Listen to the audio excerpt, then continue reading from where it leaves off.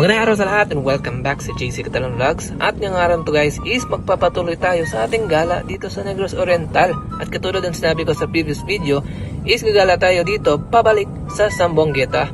So kung hindi nyo napanood yung previous video, nakagala na tayo dito banda nung napuntahan natin ang Humawas Hot Spring. So check out nya, nasa previous videos lang natin. So ngayon naman is pupuntahan na natin dito sa Zamboangueta is yung Nahandig Peak, which is kailangan nyo makalagpas dito sa proper ng Zamboangueta. So kung galing kayo ng Dumaguete is daanan nyo yung Bakong, Dawin, tsaka dito. So nasa mga 30 minutes siguro bago kayo makarating dito sa proper ng Zamboangueta. Pero sa unahan pa nitong proper nila yung papunta sa Nahandig Peak. So sa may unahan nito makikita nyo yung sa right side may Yap Gasoline Station nga pala. Oh yan, Yap Gasoline Station. Liliko kayo dito sa right, then diretso lang. Kung hindi nyo nahanap to o kung nawawala kayo, isama nyo si Tanong. O di kaya si Google Map, may signal na naman dito.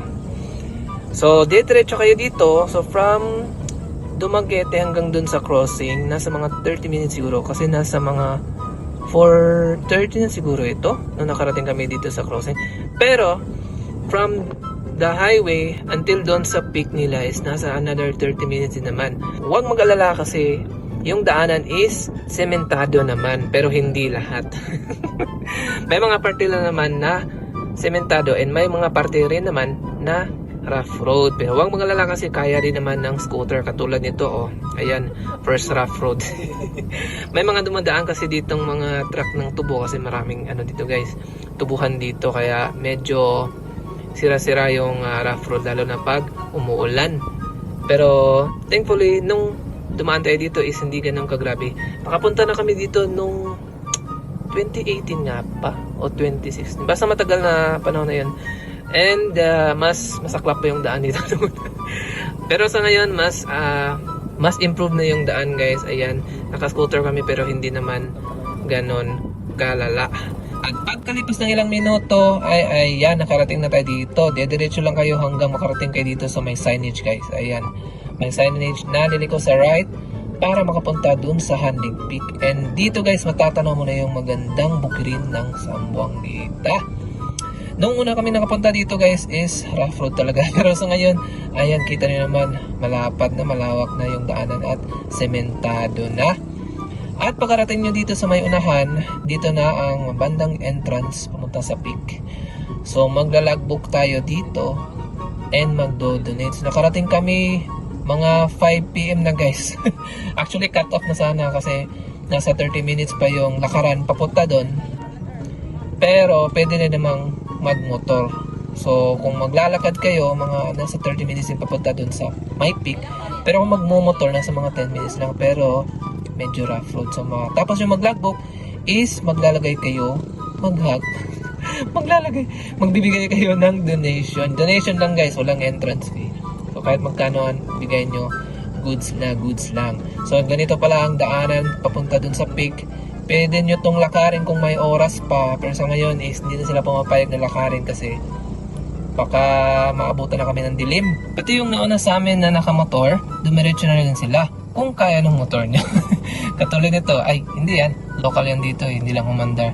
Tulad nitong nakasalubong namin, tatlo sila sa isang motor. Yung motor nila is Badja City 100, galing din sila dun sa peak. Tsaka itong nakasunod, Click 125 ata to, pero dalawa lang sila, galing din sila dun. So kung lalakarin from logbook is nasa 20 to 30 minutes papunta dun sa peak. Pero kung nakamotor is from logbook area papunta dito sa parking area, kalawang parking area, is nasa mga 5 to 10 minutes lang. So pagkarating nyo dito, may mga motor na naka-park, dyan nyo i-park kasi yung ibang may-ari niyan is nasa itaas pa ng peak. So don't you worry, safety naman ang mga sasakyan nyo dito and magbabayad na kayo ng 5 pesos parking fee. So from parking area to the peak is dito na kayo maglalakad, malamang peak yung pupuntahan. So sa mga beginner hiker dyan, pwede nyo gawing first major hike ito na Nahandig Peak kasi nasa mga 10 minutes lang ang hike galing dun sa iniwanan namin ng motorsiklo. Pero kung mabilis kayo maglakad, nasa mga 5 minutes lang siguro ito. Yung nauna nga sa amin, kasabay lang namin umakyat from parking area, pero biglang nawala. Sana yun siguro. At ito, ang bubungan sa inyo, pagkarating nyo sa tuktok ng Nahandig Peak.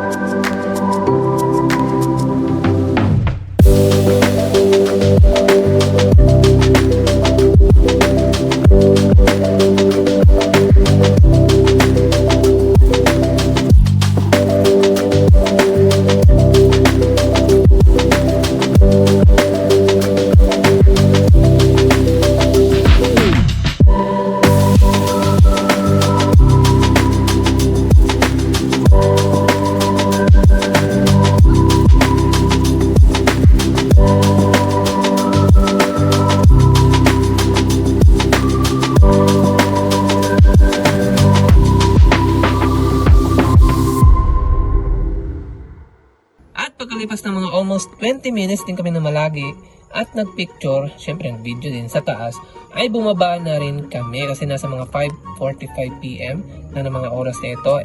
And kami na lang naiwan sa taas. So bali nakarating kami sa logbook area 5 PM, tapos nakarating kami dito sa taas mga 5:20 o 5:15 between that. And nakamotor na yan ha, papunta sa second parking area.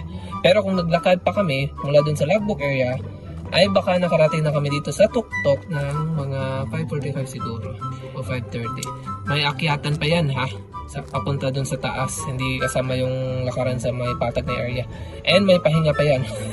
So medyo malayo-layo nga yun. So kung kaya ng motor nyo mapuntahan yung second parking area, ay dalhin nyo na para hindi na kayo maglalakad ng mahaba-haba. Pero kung gusto nyo maglakad, dito nyo iwan sa logbook area sa sasakyan nyo. Basta maaga lang kayo nakarating dito sa Nahandig.